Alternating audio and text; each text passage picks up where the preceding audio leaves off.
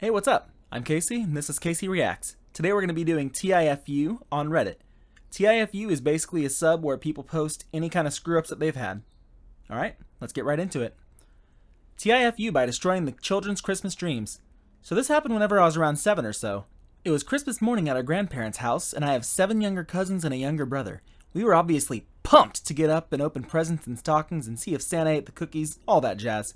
Well, my uncle got creative and took a boot and put ashes on the bottom of it, and then made footprints leading from the fireplace to the tree to make it look like Santa did his thing and came down the chimney. It's pretty clever. Not gonna lie, if I was a kid, I'd have believed it. We all got together, and he's marveling at his work, and everyone's elated and very impressed. Except me. I noticed Santa only has left feet, so I say that. Why does Santa only have left feet? Silence. Some of the adults were impressed with my observation, but the kids were very skeptical, and needless to say, Santa died for him that Christmas. You know, my family never had me believe in Santa. Kinda good, kinda bad. I mean, it would have been nice to have that sense of childhood wonderment that other kids had, but at the same time, I didn't have to go through that heartbreak of Santa isn't real. So, I'll take it as a wash. TIFU by quoting Hitler in a job interview. This one sounds rough. This happened 3 weeks ago. I'm still cringing. I'm overseas right now from my home country fielding job offers and doing interviews for jobs that will begin, hopefully, around the start of summer when vaccinations will have some effect on COVID rates. I've had about 4 interviews in a row before this 5th one, all with multinationals who have a corporate office in my home country's capital. With the 5th day of interviews via Zoom and about 7 or 8 hours time zone difference, I got used to the rhythm of each interview. Same questions, same charm. Last interviews with the regional manager of this branch in the capital city. Hour long, no biggie. Everything's going well until the final question. What quote have you most treasured in your career? Never heard this question, but I gave it some thought. I didn't prepare anything for a quote interview question, but I came up with a random quote that I had on my mind. Me. Work sets you free is my favorite quote. I believe it was Elon Musk who said this. Interviewer.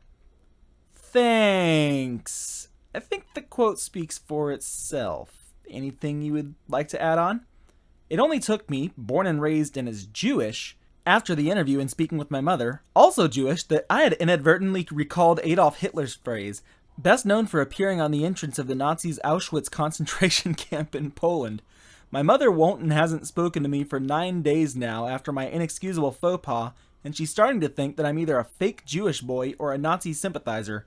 In her eyes, both are bad. How in the world can you be a fake Jewish boy? Logically, that makes no sense. TIFU by putting a raw egg in my pocket and then forgetting about it.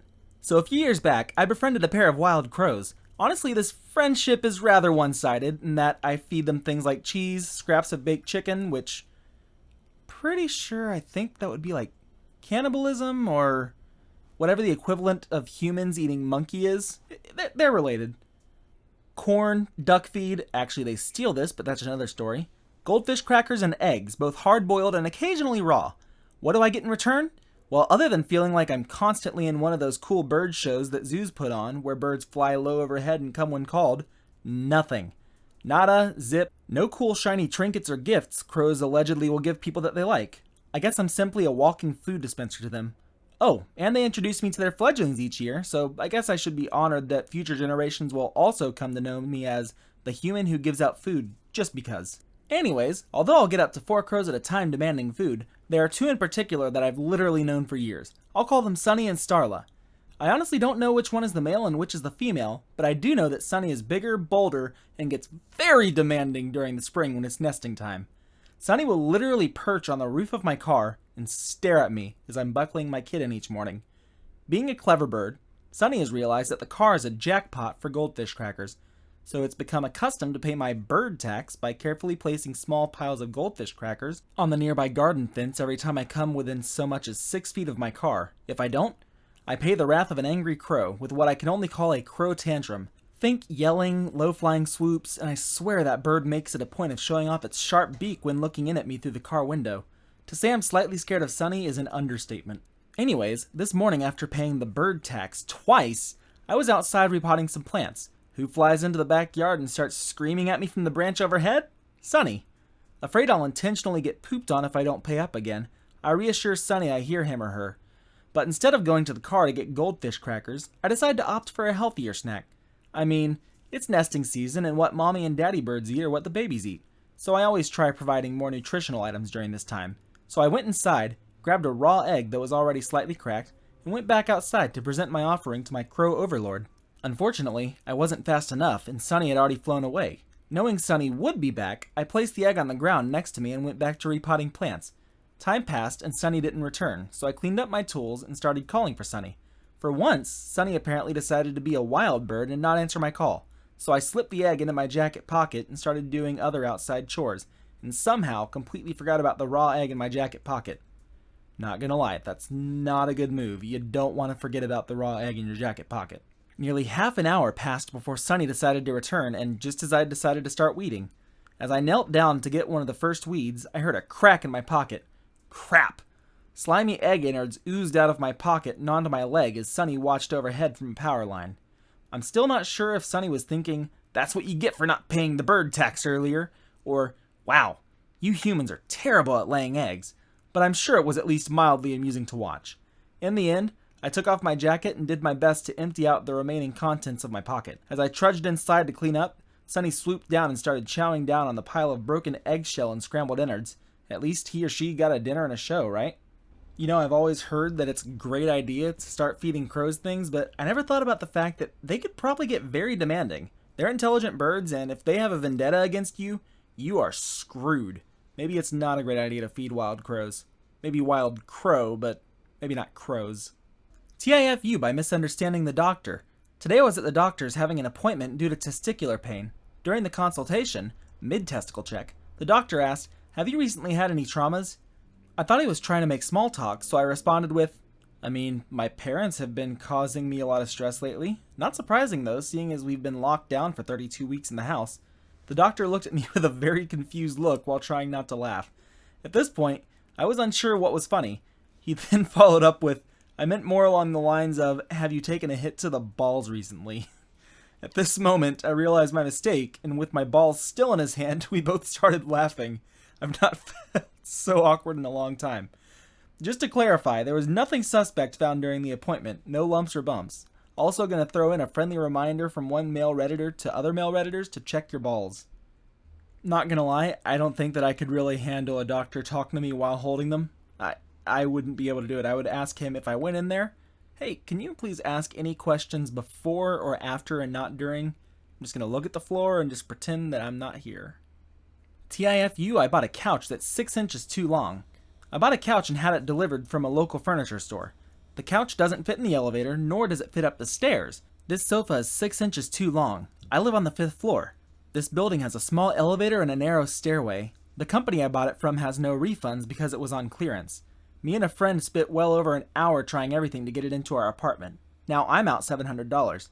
I'm so tired of the couch now, I'm just giving it to a friend of mine. Kinda makes me never want to buy furniture again. I was gonna buy a king-sized bed, now I think I'll just get a queen instead. If I ever design my own home, I'm putting in double doors in every room, including the front door. I won't let this happen to me again. That's actually not a bad idea. It's probably best to go ahead and get double doors on any house if you have the money and time to be able to design it yourself, because furniture sucks. It's really tough to get a big bulky couch through a door. I've tried it many times and it takes at least 10 minutes to get it through every time. Okay, I'm not gonna lie, this is probably the best title of any post that I've read today. TIFU by drinking coffee my wife made and transcending to become a beam of pure light and energy. This sounds like she made coffee with mushrooms. But not portobello or shiitake. A special mushroom. Yeah, that'll probably get through the censors. My wife is a very smart woman, but does some derpy things on occasion. Or daily. I still love her though, and I'm just as bad. Yes, this definitely doesn't remind me of my wife. A few weeks ago, my wife made some morning coffee in our big coffee pot for me since she was trying to drink more tea. I slowly got out of bed, poured myself a cup of coffee with a bunch of chocolate milk, and proceeded to gag at the first slurp of the black sludge. Do people mix chocolate milk with coffee? I've never heard of that. Does it make it taste better? 'Cause coffee's already pretty amazing without any help. I thought it was me, so I tried to drink more of it, but ended up adding a ton more chocolate milk to it to make it palatable. I instantly start to sweat and get anxious, so I proceed to eat breakfast, thinking my empty stomach is the problem. I drink a little more coffee before deciding that something is wrong. I shouldn't feel this anxious and sick to my stomach already with a few sips of coffee, and it shouldn't be this thick and sludge-like. I don't feel good and I'm sweating profusely. I go to the coffee pot to see what she did. I lifted the lid up and to my surprise, there's just an empty coffee filter. What the heck? Where are the coffee grounds? I look around trying to figure out what the hell happened to the coffee grounds before I realize my wife didn't use the normal coffee. She literally filled the filter full of instant coffee grounds that were sitting on the shelf for camping and turned it on. There's a reason I mostly cook. TIFU getting high before a vaccine. TIFU getting my second dose of the COVID vaccine. I took the day off of work so that I could be free of work in case of any side effects. Since I took the whole day off, I decided to start my day with a wake and bake session and got nice and stoned with my dab pen. As I arrived to the vaccine center with my girlfriend, I decided it wouldn't hurt to take one more hit of the dab pen. Never take that last hit. Never take that last hit. We walked in, checked in, and finally got our second dose. All was well for another 5 minutes. Just a minute or two after we sat down in the waiting area, I began to read all of the possible side effects of the vaccine before looking at my girlfriend and saying, I probably shouldn't have smoked before coming in. I could feel the panic attack coming on and was powerless to stop it in the moment. Next thing I knew, I was waking up to a doctor and my girlfriend holding my legs and arms while I was leaned back on the bench, drenched in sweat, tired, and quite confused with a loud ringing in my ears. Apparently, just seconds after saying I shouldn't have smoked, I dropped my phone and passed out due to a vasovagal response. I spent the next 30 minutes with my feet on a chair drinking apple juice and vomiting the chili cheese fries that I'd had for lunch before the appointment. Oh, that's never fun. Chili cheese fries is not a good thing coming out. After about an hour total, I was able to walk out of the office to well wishes from the kind strangers around me who must have thought I had a reaction to the vaccine. I've now discovered that my body will hit the restart button when I'm feeling extremely anxious while high and thinking about medical side effects. Thankfully, I've had no other serious side effects other than a sore arm and some slight embarrassment. TIFU by trying to hook up my female friend with a hot firefighter.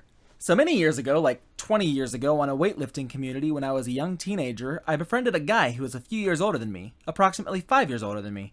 I was 13, he was 18. He gave me a lot of good weightlifting, dieting advice, and we ended up becoming gamer buddies. Now, we drifted apart for a few years and then rekindled our friendship years down the road. Going forward, we'll call my friend John. When I was in my mid-20s, I ended up moving nearby John. I lived in a smaller town about 2 hours from him, and John and I, knowing each other for over a decade by this point, decided to meet up. First time I went to go see him, he showed me around his favorite spots. We ended up watching some sports at a sports bar, drinking and having a good time. The second time John came down to visit me, and I borrowed my dad's motorcycle and John rode my bike. We smoked together, he went home. Third time, John said he was going deep sea fishing and a cousin dropped out and asked if I wanted to come along, so I did. It must be nice to have friends like that. Whenever my friends would ask me to go out and do something, normally it was going and walking through Walmart because I lived in a small town and had nothing else to do. Fun, right? Well, then a high school friend of mine, who is this beautiful Asian American woman, we shall name her Anna, got a job in John City. Like, this woman was gorgeous. I also knew her type. She liked really muscular guys who loved sports, etc. Well, Anna and I are talking on Facebook, and she mentions she's single, and I tell her about John, how he's a firefighter, he likes sports, is really in shape, loves to cook, etc. Anna's super excited about John, and I think, why don't I try to hook these two up? So I ask her if she'd be interested in meeting John and seeing where things go, and she goes, yes. So I message John and I ask one question. Are you single? He said, yeah, and I leave it at that. So a few weeks later, I have some free time coming up, and I ask Anna if she'd be up for meeting John, and she says, absolutely. So I message John and tell him I'm thinking of coming out to his city to meet a high school friend of mine and if he wants to join us. He says, yeah. So we agree to meet up at a restaurant I know John likes. Anna and I get there first, and a few minutes later, John comes in. Anna whispers to me that I was right on the money, and I'm thinking, score! John is single, Anna is hot and successful, John's gonna fall head over heels. We ordered some drinks and our dinner, conversation stays pretty light, and we decided to go to a bar. We get to the bar, Anna gets some drinks in her and starts hitting on John. She wants him. It takes John a moment, and John pulls me aside and asks me, did you invite me to meet your friend because you wanted us to hook up? And I go, yeah, I did. John hangs his head low, shakes his head, looks back at me and goes, dude, I'm gay. And I go, what? You're gay? And he goes, yeah, I'm gay. And I ask, why have you never told me? And he goes, well, you never asked. And I go, why haven't you mentioned any of your boyfriends? And he tells me that most of his boyfriends have been in the closet, and they wanted to keep the relationship off social media. At this point, Anna comes over. She's fairly drunk, and she rubs up on John's arm and goes, I really just want you to know you're super hot, and I'd love it if you took me to your bed tonight. John looks at her and goes, "You're really pretty, but you're not my type." And Anna goes, "Oh, you don't like Asians?" He goes, "No, I'm gay." Anna is standing there for a moment processing this information, looks at me and goes, "You tried to hook me up with a gay guy?" And I respond, "I didn't know he was gay." Anna looks at me and goes, "You've known him for like 15 years and you didn't know he was gay?" And I go, "Yeah." She goes, "Oh, wow." She thought for a moment and said, "Well, I thought I was going to hook up with you, so I need a moment. I'm going to step outside." John and I went to our table and had a good talk. He'd only come out of the closet shortly after I moved nearby and knew I was straight and liked being friends with me and didn't want to ruin our friendship over him being gay. I never asked, so he never felt the need to tell me he was gay. And to be fair, I didn't care he was gay. He's still a cool guy. Anna comes back after a few minutes and sits down and goes, "Okay, I'm new here.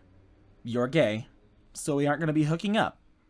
But like, do you know where the best place to shop here is?" John laughs and goes, "Yeah, I can show you." The rest of the night was good. Anna and John are still good friends. Since that night, John actually met the man of his dreams. I was supposed to attend his wedding, but COVID-19 makes international travel difficult. And that, folks, is the story of how I tried to hook my hot female friend up with my hot male friend and found out he was gay.